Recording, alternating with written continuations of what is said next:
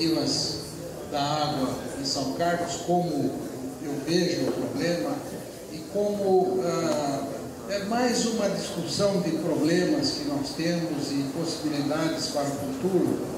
Boa noite. Que eu gostaria de destacar nesta palestra.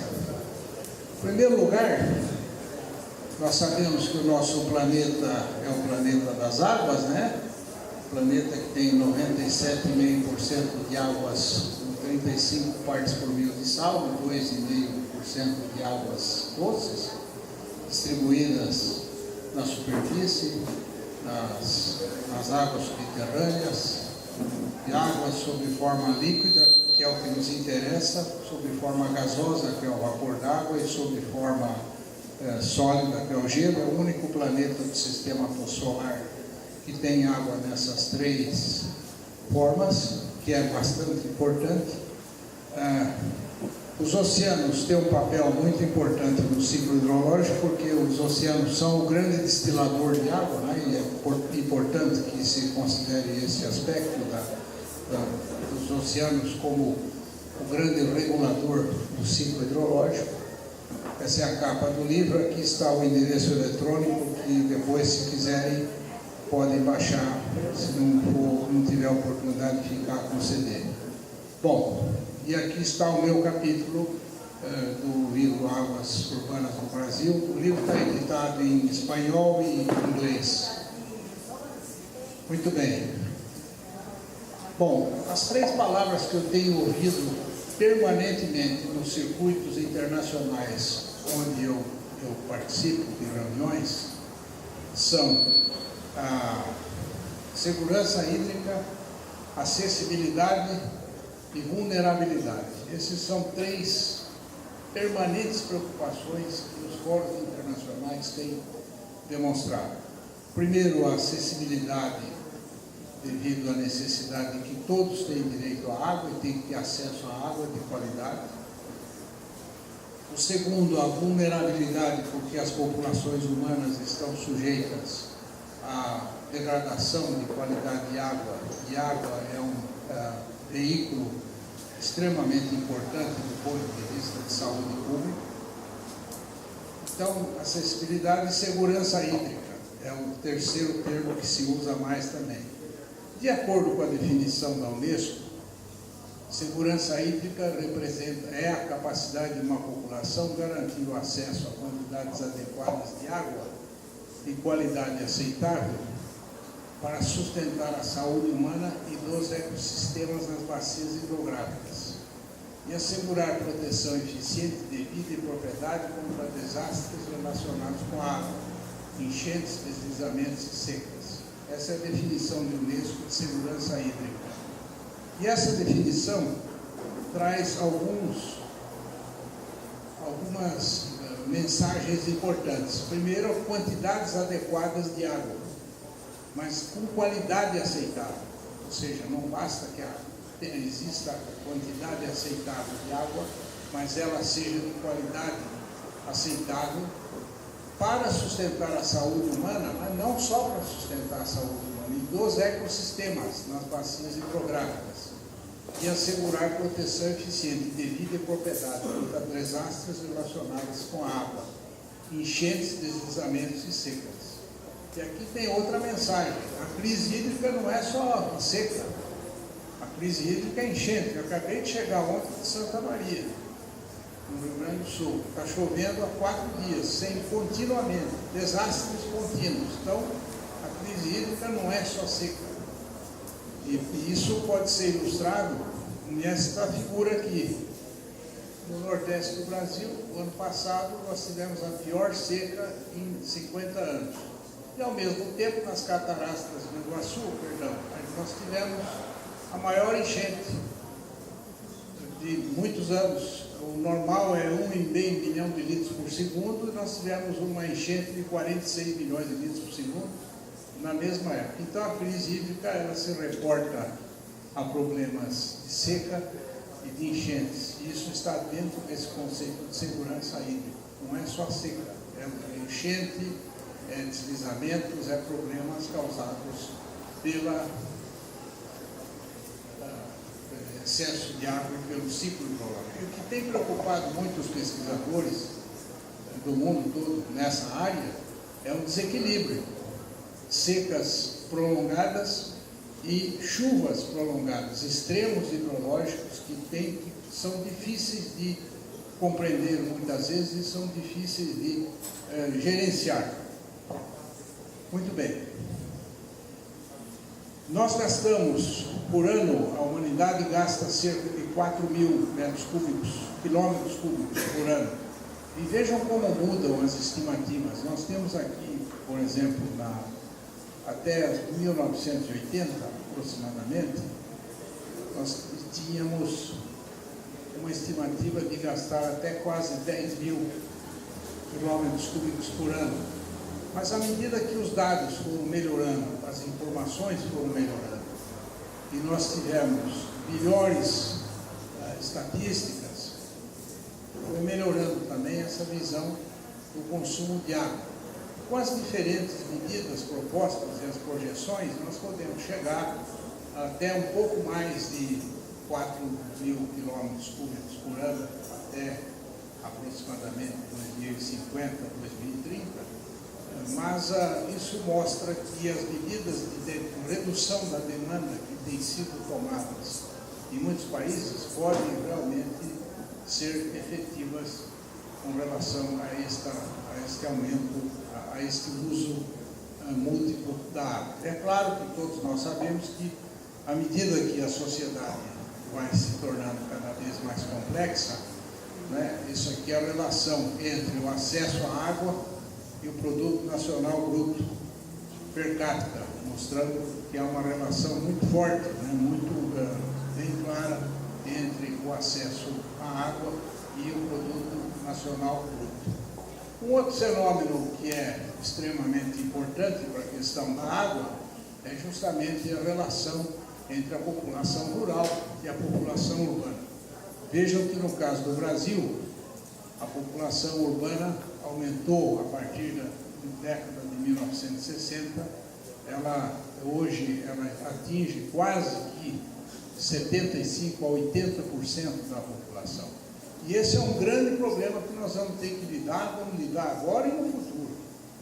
E esse é um problema que eu gostaria de discutir mais aqui, porque o Brasil, a maioria dos municípios brasileiros não tem tecnologia para lidar com o problema da água. Tem muito pouca tecnologia na maioria dos 5.100 municípios brasileiros. Há poucos técnicos. Não é só o problema da água, não. Todas as áreas onde são necessários técnicos.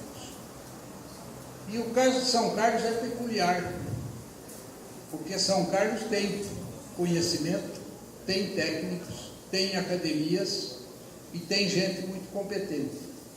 Então, essa cidade aqui tem que fazer a diferença, cada vez mais, no cenário urbano brasileiro, do ponto de vista de gestão ambiental e de gestão da água, usando mais o conhecimento.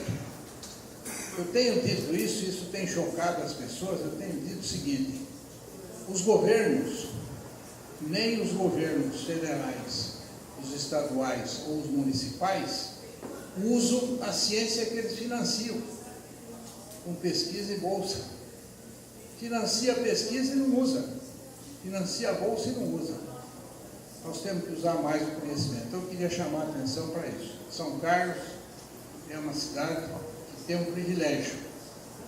Agora, esse privilégio, eu estou cansado de ouvir falar que São Carlos tem um doutor para cada 100 habitantes. Se São Carlos tem um doutor para cada 100 habitantes, todos os índices de São Carlos devem ser iguais a esse. Não é só tudo. E nós sabemos que não é. Vai lá no Santa Angelina para ver se é. Então, alguma coisa está acontecendo e precisa mudar. Eu queria chamar a atenção desse aspecto do problema. Muito bem. Bom, isso é um exemplo, né, do que é uma área urbana. A situação atual do mundo: uso insustentável da água, aumento dos usos competitivos dos recursos hídricos em escalas locais, internacionais e regionais. Cada vez mais existem necessidades diferenciadas na área de agricultura, produção de alimentos, navegação, irrigação, abastecimento público, recreação. Recreação é uma coisa que pouca gente presta atenção. Recreação no interior do Brasil se faz na água doce. As pessoas que moram em São José do Rio Preto não vão para Santos, elas vão para a Água Vermelha, que está lá perto. Então, hoje, recreação em águas interiores tem um papel muito importante no Brasil. Bom, vim de Represa do Globo. Quando eu comecei a trabalhar em 1971, não tinha uma casa. Hoje tem gente que mora lá e vem trabalhar em São Carlos. Hoje virou uma zona urbana. Então, essa recreação é algo também que deve ser considerado e é um uso competitivo. Bom, há uma degradação grande da qualidade de água, aumento das enchentes e secas, aumento da vulnerabilidade das populações humanas, especialmente nas zonas periurbanas das grandes metrópoles, e o problema da acessibilidade. Aqui, olha, São Paulo,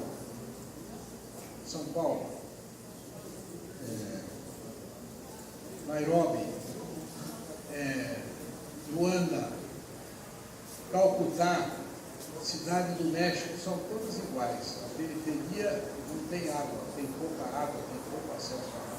São os grandes problemas da atualidade.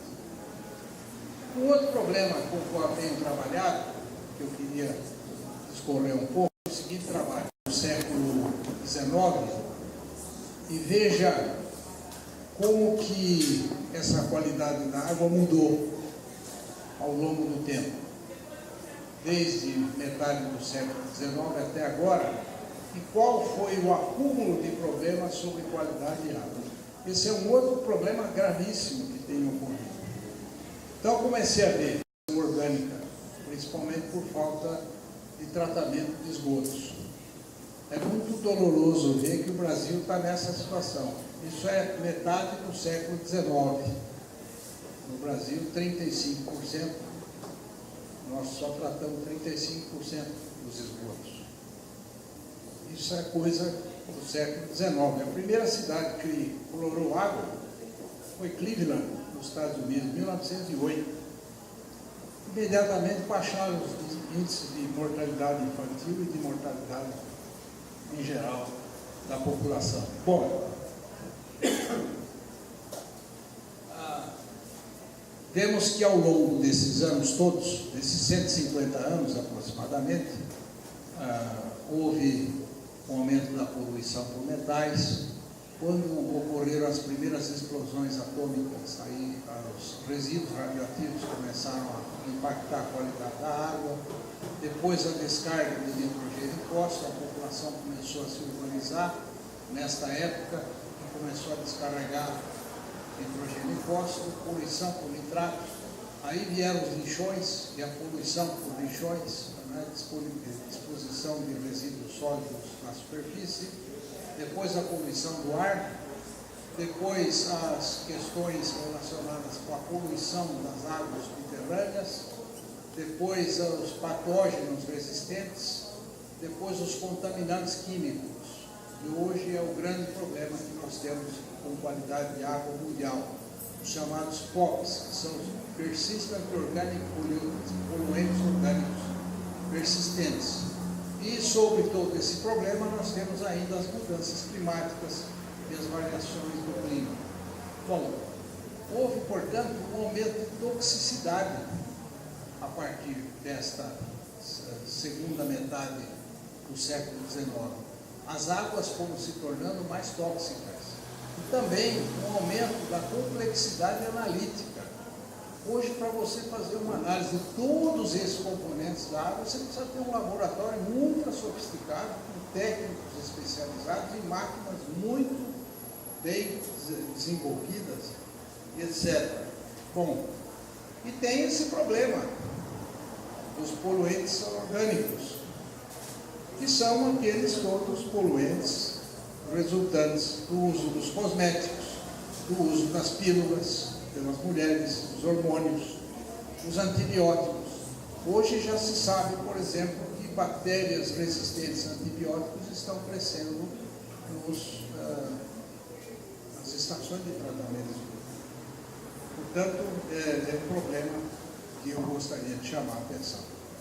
Bom, quais são as principais causas de impactos nas áreas urbanas? O primeiro é o desenvolvimento urbano não sustentável. Alta densidade, áreas impermeáveis, superfícies não protegidas e sedimentos. A falta de serviços urbanos, população sem suprimento de água, falta de coleta e tratamento de esgoto, falta de serviços de resíduos sólidos, falta de drenagem urbana e controle de enchentes e manejo de enchentes. E, finalmente, um péssimo manejo. Canais, condutos e etc., e falta de arranjos institucionais adequados e gerenciamento. Esse é um grande problema que nós temos. Agora, e com todos esses impactos, aumento da frequência de enchentes, produção de sedimento avançada, redução dos fluxos nos rios, contaminação das águas, uso de água não adequada e doenças, perdas ambientais, degradação do solo e baixar o nível do solo, enchentes transferidas, perda de investimentos e perda de serviços de água urbana. É claro que não estou dizendo que isso aqui, todos esses problemas ocorrem aqui, isso é em geral, um levantamento geral. Mas essa é a média do que ocorre, de um modo geral. No caso do Brasil, tirei essa tabela do CUT, que foi o meu coautor nesse trabalho, nesse livro, e, portanto, vejam que há um conjunto grande de problemas que tem que ser enfrentado nas áreas urbanas. Para enfrentar esse problema, nós temos o gerenciamento está sendo mudado. Antes ele era muito localizado, ele era setorial e de resposta a crises. Hoje ele está centrado na bacia hidrográfica, ele é um gerenciamento integrado. Hoje no mundo todo se fala em gerenciamento integrado dos recursos hídricos. Ele é principalmente preditivo. É aqui que eu acho que nós temos que atuar. Essa predição, essa capacidade de poder antecipar eventos e de trabalhar com séries históricas que nos permitam avaliar qual é a possibilidade de problemas no futuro com relação não só ao abastecimento da água, mas à qualidade da água, e aí uma integração muito forte da qualidade da água e da quantidade com a expansão das cidades. Nós temos que pensar nisso. Tenho certeza que o presidente do SAIC aqui pensa nisso dia e noite. Como é que eu faço? Daqui 30 anos, como é que vai ser São Carlos? Para onde vai crescer a cidade? A maioria das cidades brasileiras, quando faz plano diretor, não discute recursos hídricos, não embute recursos hídricos no plano diretor. Está fora da discussão. Ou seja, dá uma pincelada, mas não é isso não. Tem que pensar muito bem em como é que os recursos hídricos vão ser preservados para o futuro e para as futuras gerações. E onde é que vai ser a expansão? Né? O geólogo Marcelo, por exemplo, ele tem algumas informações importantes para a cidade aqui e para justamente essa expansão que tem sido tão discutida agora em São Carlos. Mas essa predição é importante. E uma cidade como São Carlos tem todas as condições para fazer isso. Que tem uma grande concentração de cabeças pensantes nessa área e que pode, sem dúvida nenhuma, contribuir bastante. Bom, esse é o grande problema nosso.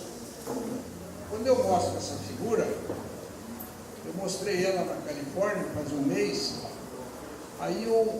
porque nós fizemos uma reunião das academias de ciências em Irvine, na Califórnia. Depois eu conto no outro episódio dessa reunião. cada um apresentou os problemas do seu país. E eu tive que apresentar o Brasil. O que eu vou fazer? Essa é a figura da Ana. E eu que inventei essa figura aí. Bom, então, menos de 10% da população atendida com tratamento de esgotos. Muito bem. O engenheiro canadense, que é responsável pelo abastecimento de águas de Toronto, quando eu terminei a palestra, levantou e falou: professor, eu não estou entendendo, o senhor mostrou essa figura do Brasil. Como é que o Brasil, o país, da importância do Brasil, com a economia do Brasil, com a população do Brasil, trata só uma média de 30% dos esgotos? Por que acontece isso? Eu falei, tem uma razão. É porque nós não temos a cultura da prevenção. Nós temos a cultura da cura da doença. E qualidade de água é prevenção. Então o que acontece? A pessoa vai na UPA, dá dor de barriga, não tinha que ter dor de barriga, mas dá dor de barriga, vai na UPA. Nós temos casos, nós temos um laboratório em Altamira, e a prefeita de Altamira me disse, professor, eu estou na beira do Rio Xingu. Eu não tenho estação de tratamento de água, não tenho estação de tratamento de esgoto. A minha população faz poço e a água para beber. A água está toda contaminada. O Rio Xingu, no período de cheia, tem 25 mil metros cúbicos por segundo. E ela não usa água do Rio Xingu, usa água de poço contaminado. A população entope o hospital durante quase todo o ano. Agora tem, porque com Belo Monte se fez esgoto, tratamento de esgoto, tratamento de água, distribuição de água e coleta de esgoto. Bom, não é o nosso caso em São Carlos. Nós temos uma estação de tratamento de esgoto que funciona e, portanto, nós temos um avanço considerável. Bom, aqui tem o que a gente tem visto como a base do problema do planejamento urbano e da água dentro do planejamento urbano. Desculpe, mas é que eu estou com dificuldade desse...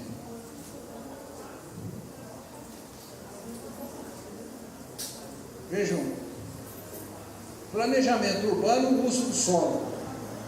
Mas o que eu queria chamar a atenção e lembrar bastante é essas questões referentes a resíduo sólido, suprimento de água, saneamento básico, drenagem urbana, facilidades de água, planejamento, uso do solo, a questão institucional, legislação e gerenciamento, os objetivos, qualidade de vida e conservação ambiental. Esse é o núcleo do processo que nós temos que pensar em torno da água. Ou seja, essa relação. E essa relação, na maioria das vezes, está completamente esgarçada. Por quê? Porque as pessoas não veem a cidade como um sistema. E a água faz parte do sistema. Esse sistema é água, resíduo sólido, água superficial, água subterrânea, recarga de aquífero, tratamento de esgoto, reuso de água. Esse é o conjunto.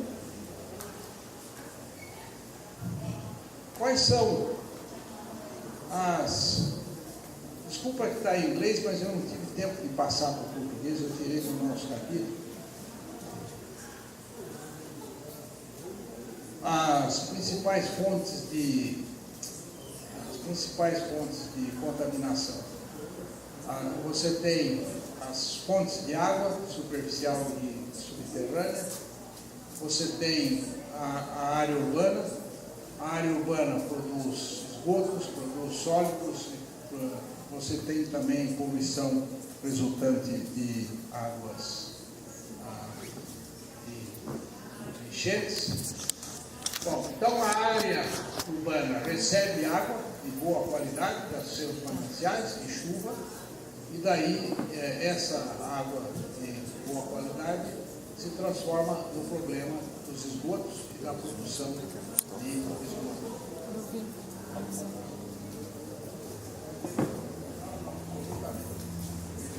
Então esse é o problema que nós temos que pensar. É esse conjunto. É nesse conjunto. É permanente esse conjunto. Bom, aqui não vou passar, mas eu queria chamar a atenção para um outro problema, que me preocupou quando eu era secretário.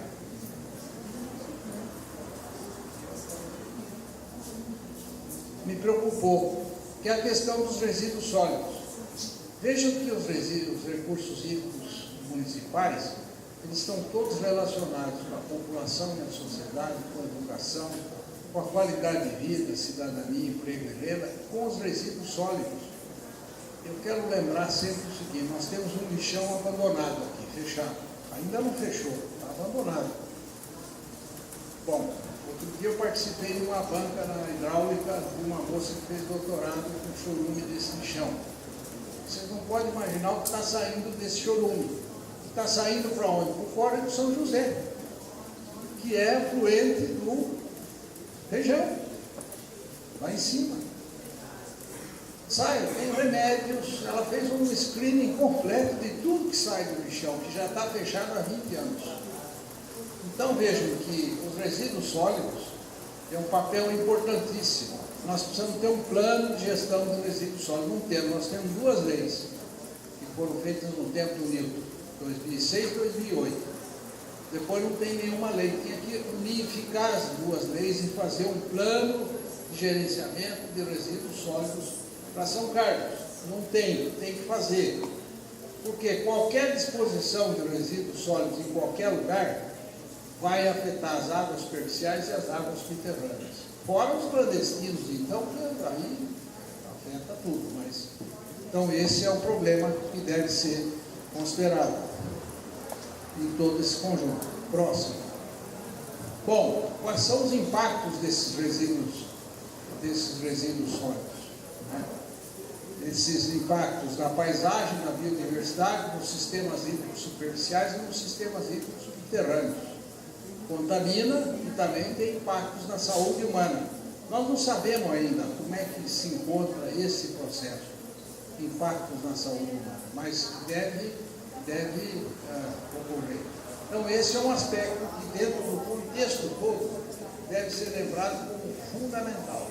Gestão de resíduos sólidos tem um papel fundamental na gestão de recursos hídricos do município. Próximo. Bom, pode passar. Um outro aspecto que deve ser lembrado é o papel da vegetação na sustentabilidade dos recursos hídricos. A vegetação não é um componente inerte do processo do ciclo hidrológico. A vegetação, todos nós sabemos, é um componente dinâmico do ciclo hidrológico. Por quê? Porque a vegetação transpira. A vegetação permite com que haja infiltração para o aquífero. Então, com relação a isso, o que se pode fazer? Aumentar as áreas verdes. Tem que aumentar brutalmente as áreas verdes da cidade, aumentar os parques urbanos. Eu deixei na mão do prefeito, quando eu saí da secretaria, a criação de 9 parques urbanos em São Carlos, cuja finalidade principal era preservar as áreas verdes, preservar a vegetação, permitir a recarga do aquífero e um outro componente que é importante, deixar algumas possibilidades da população ter outras áreas de recreação na cidade e não só ir no shopping. Eu tenho um amigo que é muito querido, um amigo que foi presidente da CAPES, e eu ajudei ele, quando ele era presidente da CAPES, a montar os programas de avaliação dos cursos de pós-graduação no Brasil, o Cláudio Moura Graço. Então, fazer a turma vai para o shopping, porque não tem oportunidades de lazer. Então tem que ter, tem que oferecer. Então, parques urbanos têm essa dimensão, mas eles têm um papel importante. Tem trabalhos recentes que mostram que 30% da água na atmosfera das cidades vem da transpiração dessa vegetação. Portanto, é um outro aspecto importante. Próximo. Bom, aqui, ó, isso aqui é São Carlos. Eu mostro no mundo inteiro isso aqui porque é importante. Isso aqui é ali nas cabeceiras do Córrego de São José. é o biofiltro das taboas. É por isso que nós temos água de boa qualidade que vem do feijão. Isso é um dos exemplos. O próximo vai mostrar uma combinação importante.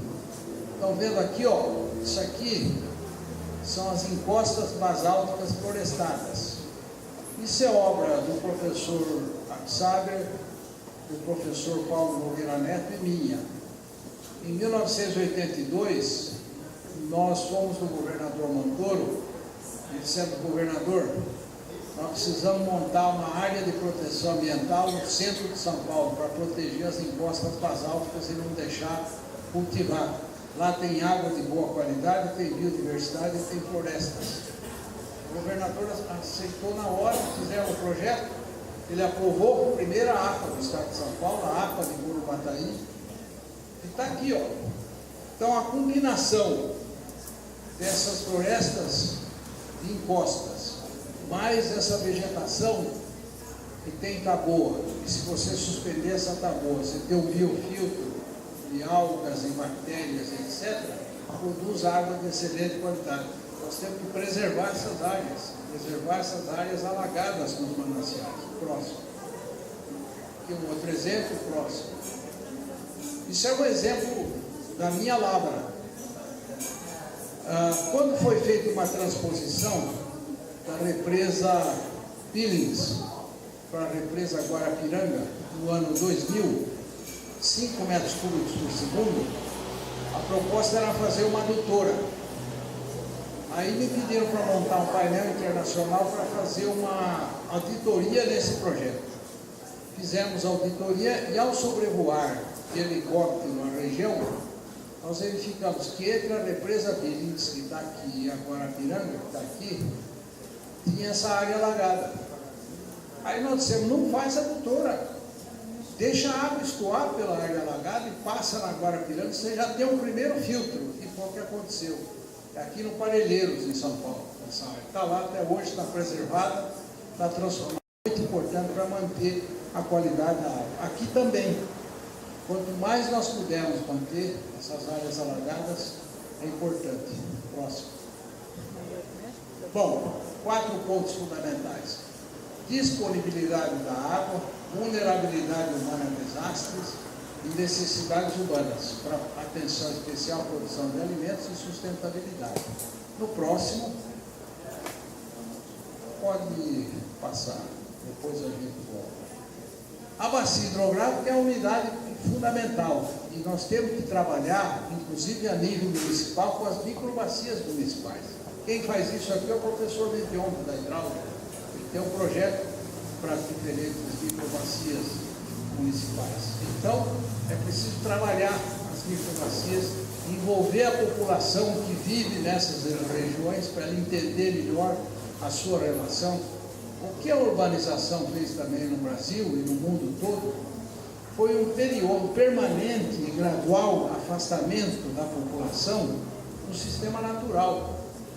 A população hoje vive num ambiente totalmente artificial. Acho que a maioria da população não conhece os mananciais de São Carlos. Por quê? Porque tem, a água vem de algum lugar e está na torneira, abre a torneira. Então, esse afastamento, né, da população, das condições naturais e da situação natural, que afinal é o que sustenta a cidade. Quando a gente fala em sustentabilidade do município, bom, quem vai sustentar o município é a zona rural. É de lá que vem a água, é de lá que vem os alimentos.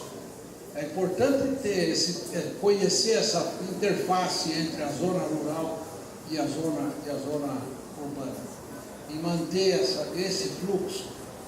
Mas, por outro lado, nós temos que pensar nessas microbacias urbanas. Próximo. Qual é o futuro? Próximo. Bom, as mudanças, nós temos que compreender, o planeta está mudando. Não há mais dúvida sobre isso. Há mudanças.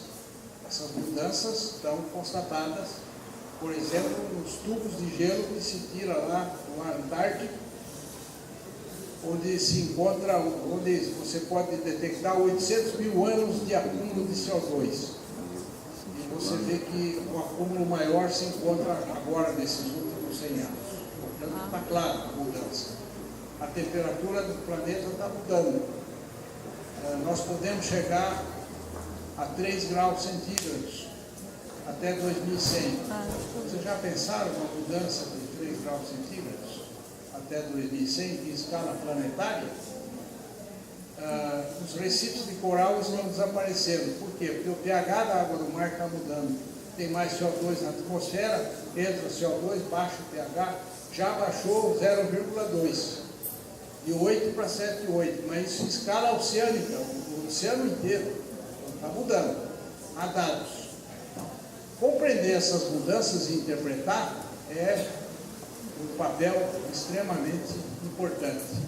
E aí eu quero chamar a atenção para uma coisa que tem me preocupado muito. A burocracia não vai fazer isso. Nem nos municípios, nem nos estados e nem na federação. Não é a burocracia que vai interpretar e compreender as mudanças. Por quê? Porque o sistema burocrático brasileiro implantado nos municípios, nos estados e na República é impermeável a inovações. Pergunta para o presidente do SAI a dor de cabeça que ele tem para pôr inovação. Não estou criticando ninguém. E não é culpa de ninguém. É o sistema. Né? Eu fui presidente do CNPq. Depois que eu saí, eu descobri por que termina a gestão e vai para o importa. Todos nós fomos. Não sobrou um, todo mundo foi. O Pavan foi, o Linaldo foi, eu fui, o Lindolfo foi, todo mundo. Por quê? Por causa do esforço que você tem que fazer para mudar. Porque a burocracia é infensa a mudanças, então ela não vai fazer. E aí, como é que nós temos que lidar? O sistema tem incertezas, e nós vamos ter problemas com essas incertezas. E como manter um sistema de retroalimentação e de informação? Precisa ter banco de dados contínuos. Aí a Associação dos Engenheiros pode ter um papel importante, ter um banco de dados independente, que possa ser utilizado pelo município, por outras autoridades, por outros, para poder, a partir daí, você ter um sistema de informação e retroalimentação. Próximo. Então, nós temos que trabalhar com segurança hídrica, redução ao risco de desastres e adaptação climática. Que vai ter. Nós não vamos poder mudar o clima do planeta. Nós vamos ter que nos adaptar ao clima do planeta. E a adaptação inclui, por exemplo, a construção de parques municipais, aumentar a vegetação para melhorar o clima, de forma que esse é um processo. Próximo. Há 2 anos atrás, eu estava conversando com um colega meu da Academia Leopoldina, da Alemanha, numa reunião na Polônia. Ele disse, vamos fazer uma reunião sobre águas municipais, vamos fazer lá em São Carlos. Eu falei, vamos, mas vamos inovar. Em vez de fazer os sêniores, vamos chamar 15 doutores alemães e recém-doutores, e 15 recém-doutores brasileiros, e vamos fazer a reunião. E fizemos aqui, saiu um livro, Água em Áreas Urbanas. O presidente Sérgio estava na reunião inaugural dessa reunião. Nós dois, eu e o Fritz, nós só, o Peter Fritz, abrimos a reunião e dissemos para a molecada, agora é com vocês, esse trabalho, e eles saíram com essa ideia. Pesquisa, tem que fazer métodos, indicadores, banco de dados, conhecer os patógenos resistentes, o uso do solo e da água, serviços do ecossistema e qualidade de água, e saúde humana e qualidade de água. E depois passar para a sociedade e abrir o método da governança, fazendo o gerenciamento integrado das bacias hidrográficas. Aqui tem uma coisa importante, acho que todos conhecem aquela lei que o Serra fez, que é a portaria do Ministério da Saúde, quando ele era ministro da Saúde, ele fez uma lei muito importante, que obriga todos os municípios, todos os condomínios, quem fornece água, a examinar a qualidade da água dos mananciais antes do tratamento. Hoje é obrigatório. E é o sistema de saúde, está ligado, foi a primeira vez no Brasil que se ligou água e saúde humana. É uma lei extremamente importante, qualidade de água e saúde humana. Mas isso mostra, é produto dessa reunião, que mostra como é que se pode integrar esse processo. Bom, pode passar isso, pode passar. Aqui tem um exemplo do que foi feito pelo professor Anelli, quando ele era secretário, em que ele restaurou o córrego do Tijuco Preto, em São Carlos, estamponamento da canalização e construção de um canal revestido com biomantas e paliçadas. Seria interessante ter mais experimentos como esse numa cidade como São Carlos. A canalização, ela traz muitos problemas. Portanto, se pudesse evitar a canalização, reflorestar com espécies nativas as margens e deixar espaço para várzea e para o alagamento natural, isso é um conjunto extremamente importante e interessante que deve ser mantido e deve ser ampliado, inclusive. E o próximo tem uma proposta dele para um estudo que foi feito em São Paulo, também a recuperação de várzeas. Um aspecto importante é que no mundo inteiro hoje estão voltando as atenções para os rios urbanos. Recuperar rios urbanos, recuperar a qualidade da água dos rios urbanos, recuperar as várzeas. De modo que isso, ao invés de pensar só na bacia, pensa na bacia, mas a recuperação do rio é um mecanismo mais expedito de recuperar a qualidade da água. Então tem havido muito investimento nessa recuperação de rios urbanos e evitando assim enchentes e ao mesmo tempo melhorando a drenagem e a qualidade da água. O caso mais espetacular é um rio no centro de Seul que eu visitei. Esse rio tinha sido coberto por uma avenida, em cima da avenida tinha um viaduto. O prefeito da época, lá, eu acho que no ano 2000, quebrou a avenida, quebrou o viaduto, recuperou 3 quilômetros de rio, houve uma revitalização urbana, houve shoppings, restaurantes, a população vai lá. Eu fui no rio à noite, é espetacular, a água correndo, limpa, o pessoal ali, então, rios urbanos. Então, é algo que precisa pensar, mecanismos de recuperação, de revitalização de rios urbanos. Próximo. Aqui um ponto que eu gostaria de citar a experiência que eu tive na Califórnia há um mês. Eu visitei, Sérgio, uma estação de tratamento de esgoto. Trata 400 milhões de litros por dia. Ela pega o esgoto vai sendo filtrado em diferentes sistemas de filtração. A última é um poro de 0,2 micrômetros. E quando você termina a visita, tem uma pia com água, eles te dão um copo e pode beber.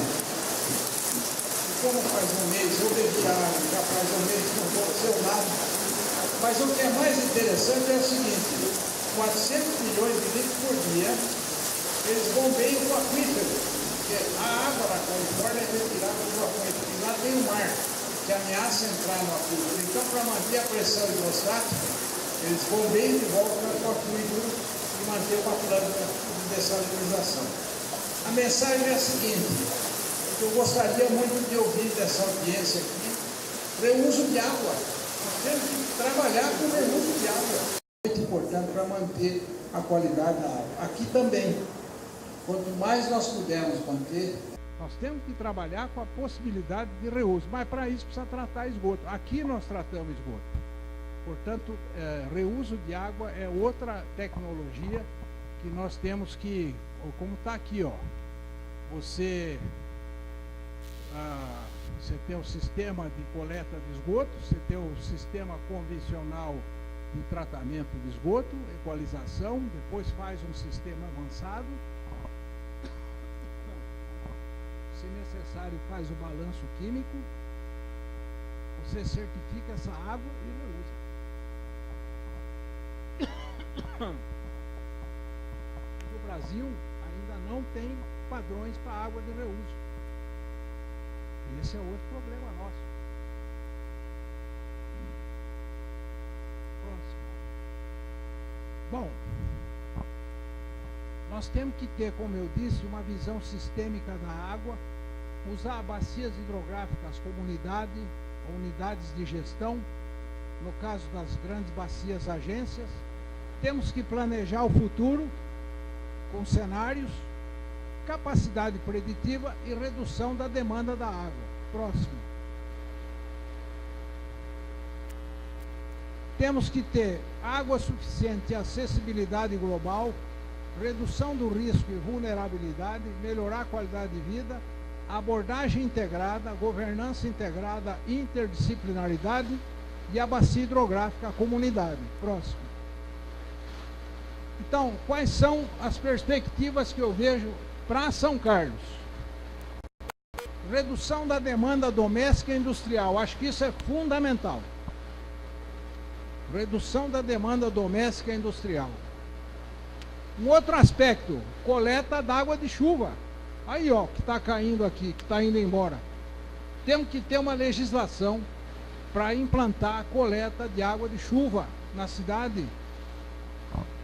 Redução das perdas na rede. Eu sei que o presidente Sérgio está fazendo o possível para reduzir.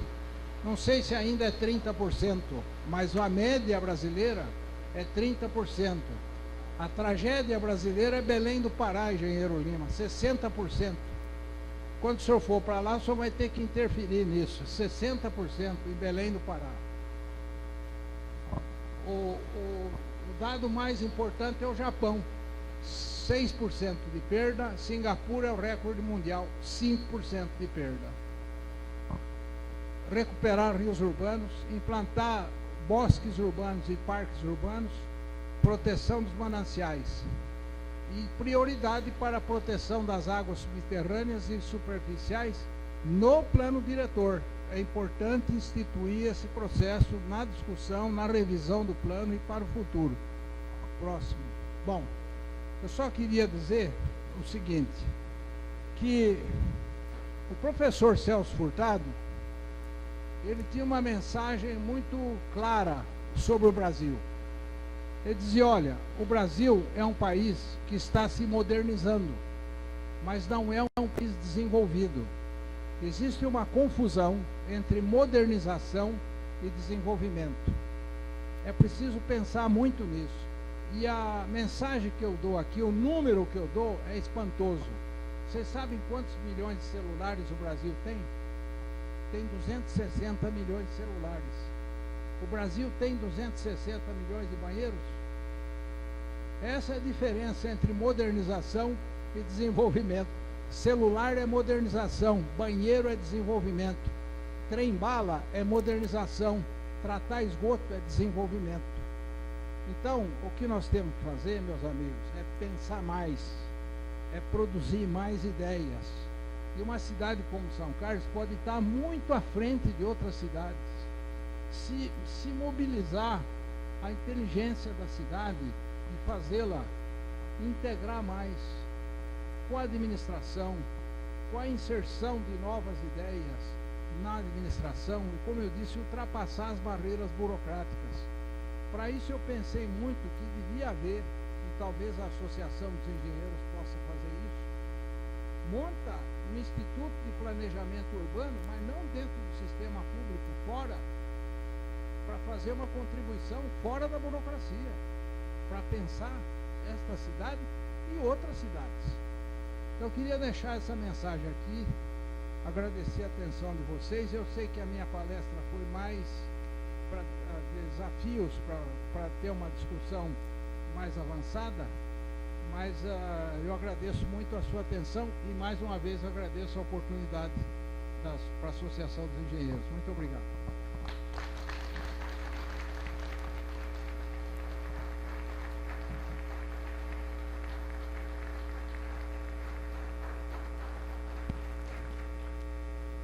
Realmente emocionante, né? Desafios que nós temos aí numa trajetória aí muito importante, histórica, colocando.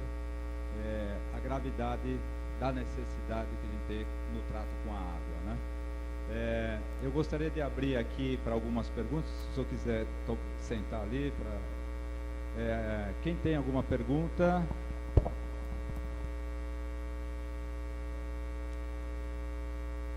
Se o presidente não sai não perguntar, não tem conversa. Boa noite a todos. Tudinho, parabéns pela explanação. Foi muito bacana. A gente sempre aprende quando te ouve, quando participa das suas palestras. Não é bem uma pergunta, é mais um reforço do que você falou. Eu tenho participado muito das reuniões do plano diretor e eu sempre tenho reforçado a proteção ambiental, a proteção das águas superficiais, a proteção do aquífero. E a gente vê que muita gente põe na frente os interesses particulares, o interesse do ganho rápido em terras, em investimentos, e deixa o meio ambiente para trás. Então é uma luta que a gente tem que fazer. Esse reforço que você deu vai ajudar muito no plano diretor. Nós temos que ter responsabilidade ambiental para que a cidade seja um exemplo, como você disse. Nós temos tudo para ser exemplo. Nós temos uma quantidade de água superficial que chega a quase 50%, 47% para ser precisão. Para ser preciso, água superficial servida para a população. E 53% do aquífero de poços profundos. Nenhuma outra cidade tem essa maravilha. Então, isso vem reforçar aquilo que você disse. Nós temos que ser exemplo. Nós temos que combater as perdas, nós temos que proteger os mananciais e nós temos que crescer com muita inteligência, respeitando o meio ambiente, respeitando sempre as águas superficiais, que é muito importante. É uma verdadeira luta para nós protegermos a represa do 29, né, que quase que sai uma estação de tratamento de esgoto que iria poluir totalmente aquele manancial, aquela represa. Então, foi muito bacana eu ouvir essa explanação sua e chamar a atenção disso, porque aqui presente tem muita gente que faz parte do plano diretor e eu gostaria que me ajudasse a defender o meio ambiente. Muitas vezes a gente não percebe isso. Bom,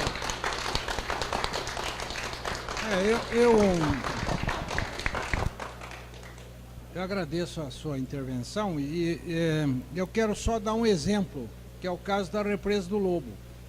A Represa do Lobo hoje está ameaçada, tem 10 mil pessoas no verão nas praias, está ameaçada por vários problemas. Um deles é a degradação que ocorreu em função de agricultura, em função de esgotos e etc.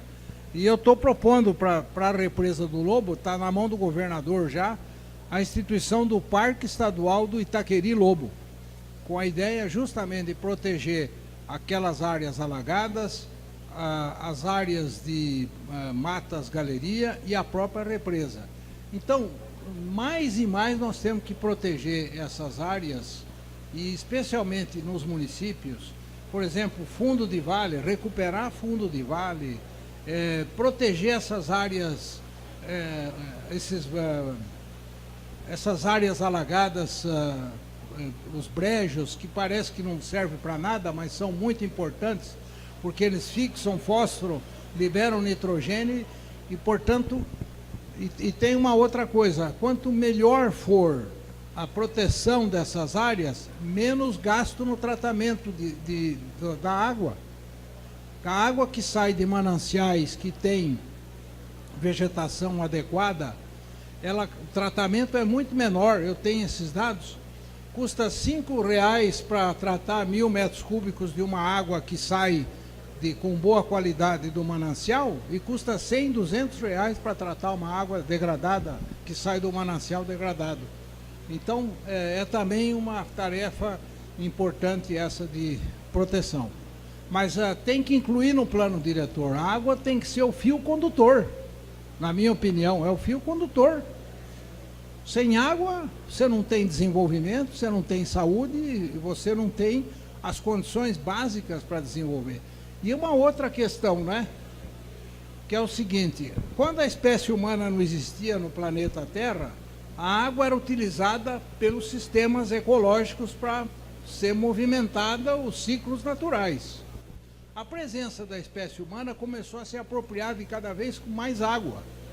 E eu perguntei, numa reunião de hidrólogos em Paris, o ano passado, eu perguntei para 15 hidrólogos, falei, bom, vocês estão falando aqui que a água tem que ser repartida para irrigação, abastecimento público, hidroeletricidade, etc. Vocês sabem quanta água deve ir para os ecossistemas para manter o sistema funcionando? Ninguém sabia. E ninguém estava muito preocupado com isso, não pode. Tem que se preocupar, porque se o sistema não funciona, nós também não vamos funcionar. A nossa espécie depende das outras. Então, essa integração dos processos é que tem que ser considerada. Muito bem. Pois não.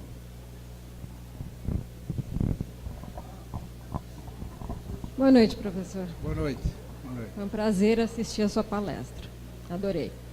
Eu gostaria de ouvir um pouco mais a respeito dos aquíferos, especialmente o nosso Guarani. O senhor teria alguma coisa para acrescentar? Pelas últimas informações que eu tive, por um levantamento mundial dos aquíferos, o Guarani já se encontra num nível, digamos, limite para começar a ficar deficitário. Isso é verdade? O senhor poderia acrescentar alguma coisa? Olha, eu tenho informações mais limitadas sobre o aquífero Guarani. O que eu posso dizer é o seguinte: é inegável que há, em algumas regiões, a gente sabe, por exemplo, Ribeirão Preto é um exemplo, o aquífero está sendo superutilizado e, portanto, há uma ameaça real de sobreutilizar o aquífero e, com isso, depressionar as águas subterrâneas. Eu ajudei a Prefeitura de Ribeirão Preto a montar uma lei para impedir a expansão urbana na direção de uma área de recarga. Isso foi feito. Essa área foi mantida intacta, sem urbanização, a partir de um parecer meu. Mas a questão da contaminação é outra questão que deve ser considerada, que é séria, o aquífero, porque você desmata, planta, pesticidas, herbicidas e etc., infiltra no solo, vai para o aquífero e, portanto, ela é também nociva. Eu não posso te dar uma figura geral. Talvez o engenheiro Marcelo, o geólogo Marcelo, que está aqui presente, possa te dar uma figura mais exata sobre a situação geral dos aquíferos. É claro que nós sabemos que há um uso excessivo de água em algumas regiões. A recarga não é algo não é algo que se faz da noite para o dia. A recarga leva um certo tempo para fazer. Nós temos dados esparsos de contaminação do aquífero em algumas regiões, devido aos excessos produzidos pelo uso do solo, mas um panorama geral do aquífero eu não tenho ainda na cabeça, eu não posso. Quem pode falar isso melhor é um especialista em águas subterrâneas, né? Mas há uma ameaça, é uma reserva de água importantíssima, né? Tem 43 mil quilômetros quadrados de água no aquífero Guarani, é uma reserva grande de água, né? Mas talvez o geólogo Marcelo pudesse dar informações mais precisas que eu não posso dar.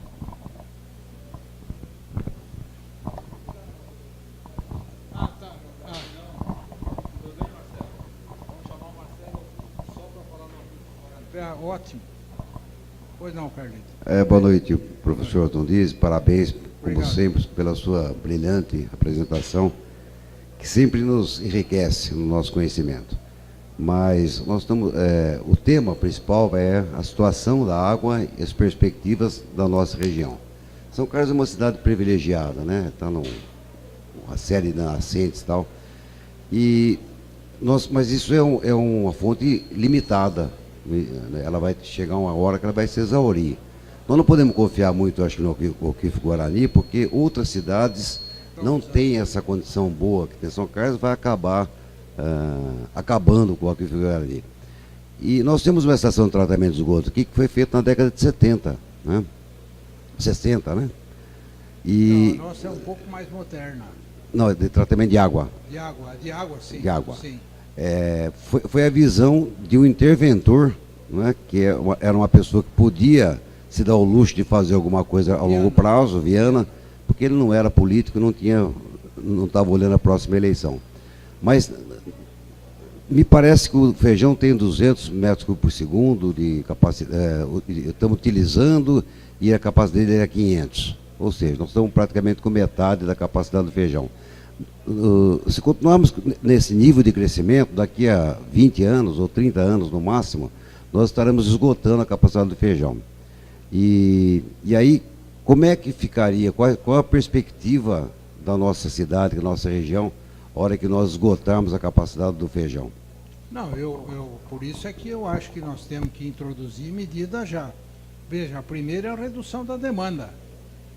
A segunda é o reuso de água. Então, esses 2 pontos vão reduzir bastante, porque no mundo todo, e você viu o gráfico que eu mostrei, né, que naquelas primeiras avaliações, o consumo chegava a 10 mil quilômetros cúbicos por ano, mas reduziu muito por quê? Por causa da redução da demanda. Isso é uma perspectiva mundial. Então, aqui, para São Carlos, redução da demanda. Agora, para reduzir a demanda, tem que educar a população. Tem que a população gastar cada vez menos água. Não é só a população, a indústria. Introduzir o reuso da água na indústria também, e não só o reuso da água de esgoto tratado, que eu acho que o presidente do SAI está tratando disso também, de ver como é que pode reutilizar a água, que pode não ser potável, como é o caso da Califórnia lá, mas pode ser para outras finalidades também igualmente importantes. Coleta de água de chuva, eu sei que tem uma legislação, eu dei um parecer, um vereador me pediu para dar um parecer sobre coleta de água de chuva, e introduzir uma legislação. A cidade que tem isso que eu conheço é Foz do Iguaçu. Lá tem uma legislação específica, construiu a casa, tem que construir um sistema de coleta de água de chuva. Eu acho que isso é uma outra importante atividade. Então, essa preparação para um possível, digamos, não esgotamento, mas pressão sobre os recursos hídricos, tem que começar já. Esse eu acho que é o ponto extremamente importante. Agora, mais uma vez, eu insisto na possibilidade da cidade usar o conhecimento que ela tem. E está pouco usado. Eu acho que está pouco usado. Eu fiz um esforço grande quando era secretário para mudar isso, mas não consegui muito não. Mas eu acho que tem que fazer, tem que trazer a academia para a cidade e tem que fazer todo o esforço para que a academia... Sabe por quê? Sabe por quê? Eu vou dizer bem francamente, sabe? Senão a cidade fica na mão dos políticos só. E eu não acho que a política vai mudar o país. Não é verdade? Quem vai mudar o país é a ciência, a tecnologia e a educação, meus amigos. A política é o meio para você fazer isso funcionar. Mas é a inteligência, o conhecimento que vai mudar, e nós temos de sobra aqui em São Carlos. E é isso que nós temos que fazer. Ou então abandona o barco e entrega. Não pode ser. Nós temos que agir. Por isso que eu acho importante essa reunião, por isso que eu fiz questão de vir para dar as mensagens e dizer o que eu penso, porque eu digo mesmo tudo o que eu penso claramente, mas eu acho que é muito importante um posicionamento da inteligência de São Carlos sobre todas essas questões que permeiam o município. Essa cidade podia ter 3, 4, 5 vezes mais interferência da ciência na sua vida cotidiana. E não está tendo e precisa ter. Até porque quem financia todas essas pesquisas é o governo mesmo. E, portanto, ela tem um papel, ele tem que ter um papel importante. Professor, nós temos aqui, dado o adiantado aqui da hora, tem mais uma pergunta aqui do mais uma, o professor Simar, depois nós vamos fazer o fechamento aqui dessa palestra. Tudo bem, professor? Boa noite. Boa noite, professor. Boa noite. É só complementando, né, que eu achei que, na realidade, foi tocado no aquífero Guarani. Hoje eu não sei qual é a proporção. Já me falaram em 50% que a gente está pegando de poços. É mais ou menos?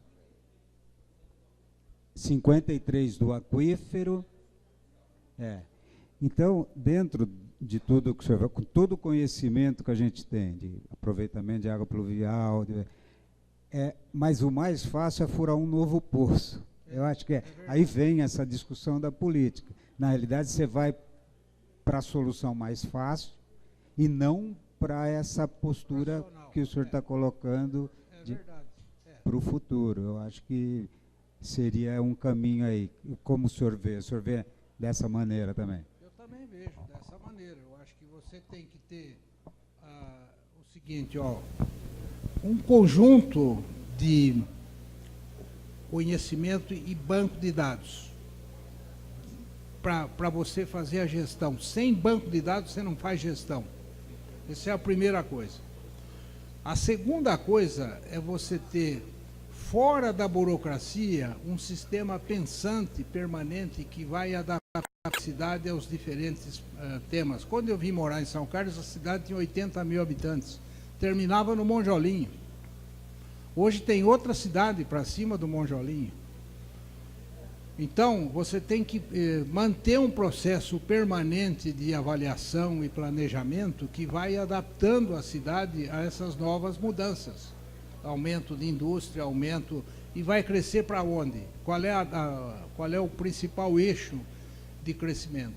Então, esse é um outro ponto importante, com essa visão de que tem que preservar os principais sistemas naturais, porque a cidade vive com esses sistemas naturais, que estão dentro e fora dela, na zona rural, enfim, no município, e, portanto, tem que se preservar e manter essa capacidade de esse fluxo, entender o fluxo, né? E aí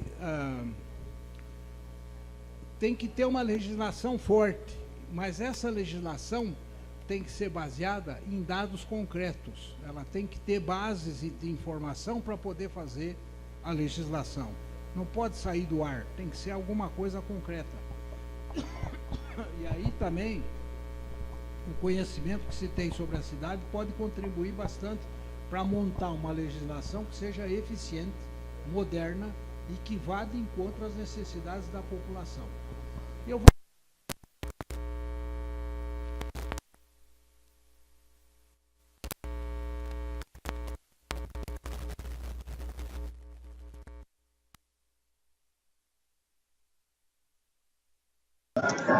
Eu acho que bom para os políticos é só um incidente.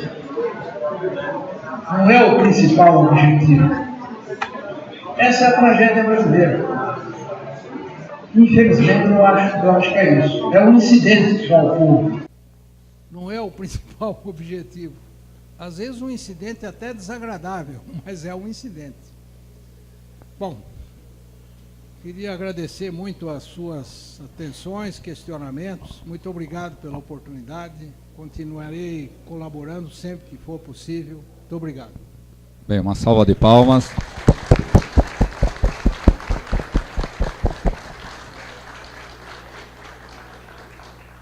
O professor Galizia Tundizi aí ressaltou alguns pontos importantes que a associação aqui vem promovendo. Como ele disse, já é a terceira palestra que ele vem esse ano. Mas nós aqui da AEASC temos essa diretriz, que é ser um fórum permanente de discussão dos problemas que afetam São Carlos. O presidente aqui, o Juliano, mas o corpo de diretores aqui, nós estamos nos empenhando. Se o senhor vê a história, o senhor já veio 3 vezes, o colega ali já veio, secretário, geólogos, arquitetos, nós estamos chamando para contribuir em todos os aspectos. E, com certeza, a inclusão no plano diretor da garantia de que os nossos mananciais, que os nossos recursos sejam preservados, é uma bandeira que nós estamos tomando aqui. Juliano agora alertou aqui, e nós vamos colocar a associação na questão da água com tudo. O nosso 7º ciclo aqui já foi a água na cidade, nas edificações, e daqui para frente então já é uma bandeira que a associação está assumindo, junto com colegas do CAL, né, também os nossos colegas arquitetos, que é uma bandeira muito grande, né, no urbanismo, a preservação, pelo menos, e nas edificações. Em nome aqui da associação, professor, gostaríamos de entregar aqui um certificado e uma lembrança, né, e para refrescar a garganta, né, um bom vinho, o senhor sabe que... E aqui o presidente da 9ª Semana de Engenharia e Arquitetura da EASC.